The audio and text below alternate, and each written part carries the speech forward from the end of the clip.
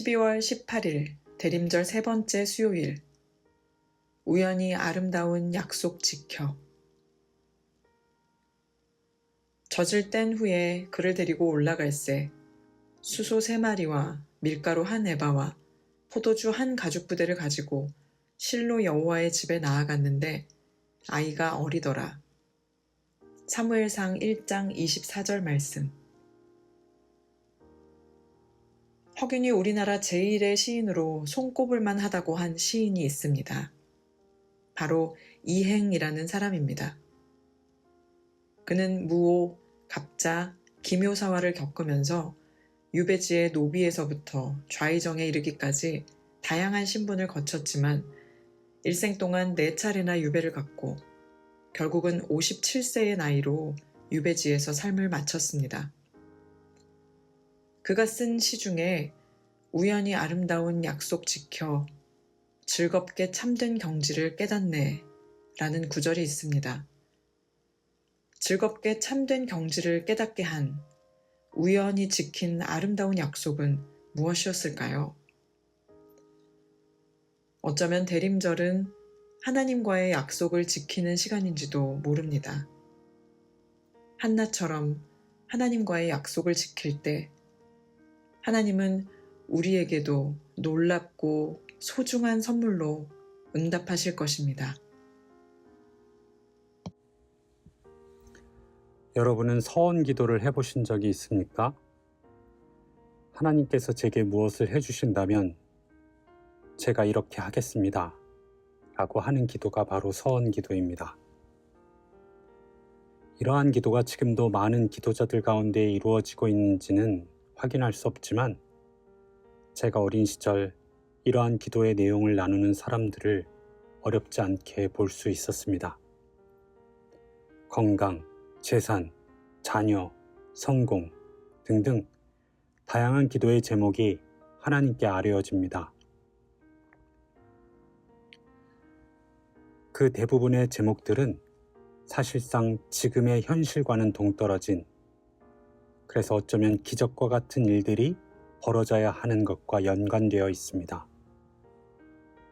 그러하기에 내가 이렇게 하겠습니다라고를 감수하고 드려지는 기도이기도 합니다. 저 역시도 서원 기도를 드린 적이 있습니다. 제가 목회를 할 때 새벽 기도를 마치고 한 성도님의 긴급한 신방 요청을 받고 우리 교회의 교인이 아닌 한 가정의 학생을 위해 기도하러 간 적이 있었습니다. 멀쩡하던 아이가 갑자기 쓰러져 의식을 잃고 병원으로 옮겨졌습니다.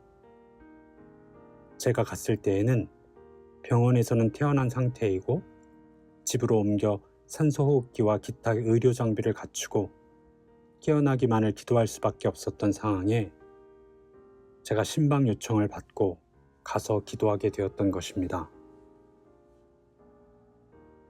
의식과 반응은 전혀 없었고 숨만 쉬고 있는 아이와 함께 울며 기도하는 어머니를 위해 말씀을 읽고 복음을 전하고 기도했습니다. 그때 제 마음에 꼭 이 아이가 살아났으면 좋겠다는 마음이 들었습니다. 그래서 자진해서 그 신방을 연장해서 계속했습니다. 일주일에 한 번씩, 정확히 기억은 나지 않지만 그렇게 2달 정도는 했던 것 같습니다. 그때 저는 이러한 기도를 했습니다. 하나님, 혹시 제가 목회자로서 허락해 주신 신유의 은사, 즉 병 고치는 은사가 있다면, 그것을 한번 사용할 수 있다면 이 아이를 위해 그것을 사용하게 해 주십시오. 그러면 제가 그것으로 저희 것은 다한 것이라고 여기며 살겠습니다 하고 말입니다. 이제와 생각해보니 30대 초중반에 이제 갓 목사가 된 젊은이다운 기도인지도 모르겠다는 생각을 하게 되었습니다.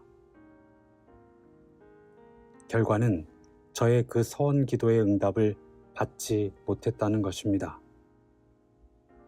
그리고 그 신방은 부모님의 요청에 의해서 중단되었고 간간히 안부를 묻던 차에 수년이 지나 그 아이가 하늘나라를 갔다는 이야기를 전해 들었습니다. 저희 서원 기도는 여러모로 허술하기 짝이 없는 기도였습니다.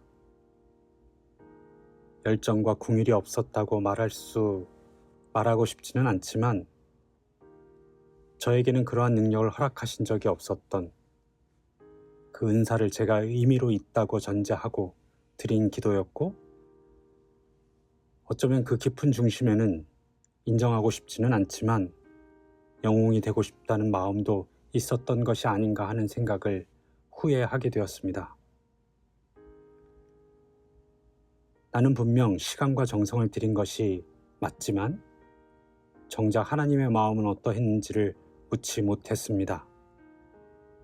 그저 기적처럼 그 아이가 일어나기를 바랐고, 그러한 일이 일어난다면 물론 우리 모두는 하나님을 찬양했겠으나 그것과 더불어 부풀어 오른 저의 마음도 감당할 수 없었겠다는 생각이 들곤 합니다. 사랑하는 여러분, 서원 기도는 나를 위해서 드려지는 기도가 아닙니다. 그것이 표면적이든 내면적이든 이면적이든 나의 그 무엇과 연관되어 드릴 수 있는 것이 아니라는 사실을 깨닫습니다.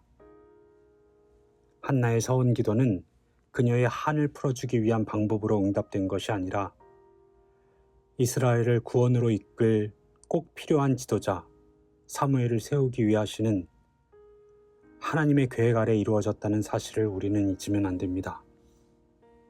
고로 우리는 하나님께서 어떻게 해주시면 이렇게 하겠습니다라는 기도의 방법을 선택하기 이전에 오늘 책의 제목처럼 우연히 그 약속을 지키며 살아가는 평범하지만 아름다운 그리스도인이 되기를 바라봅니다.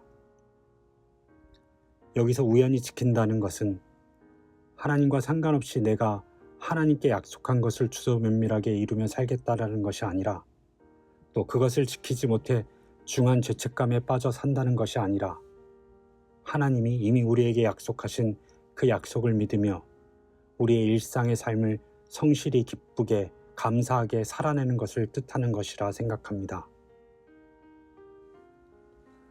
하나를 덧붙여 성경에서 사람들이 소견에 옳은 대로 행하였다는 말은 대단히 부정적인 표현으로 사용되고 있습니다. 이스라엘이 소견에 옳은 대로 했다라고 말하는 표현은 곧 악의 길로 걸었다라는 이야기와 바로 연결됩니다. 제가 알기로는 이곳 한나와 그녀의 남편 엘가나의 대화에서 등장하는 이 구절이 그것과는 다른 의미로 유일하게 사용되고 있습니다.